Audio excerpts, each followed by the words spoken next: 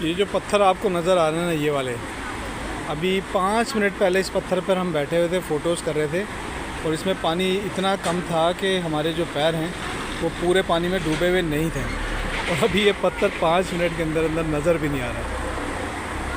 بس یہ پانی کی طاقت ہے اور کمال ہے اس کا، اور بہاؤ ہے اتنا زیادہ شدید، اور یہی ہم سے چھوٹی چھوٹی غلطیاں ہوتی ہیں جس کی وجہ سے حادثات کا شکار ہم بن جاتے ہیں۔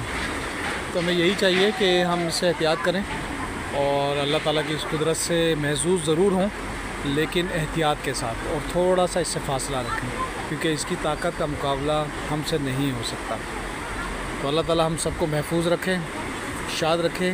یہ بالا کوٹ کا دریا ہے جہاں پر ابھی ہم موجود تھے، اور یہ ساری جگہ سوکھی ہوئی تھی، اور ابھی یہ پانی قریب آتا جا رہا ہے۔ آئی گیس کہ یہ 5 سے 10 منٹ میں یہ پتھر بھی ڈوب جائیں گے، یہ والے سوکھے ہوئے پتھر۔ تو اللہ تعالیٰ ہم سب کو محفوظ رکھے، آمین۔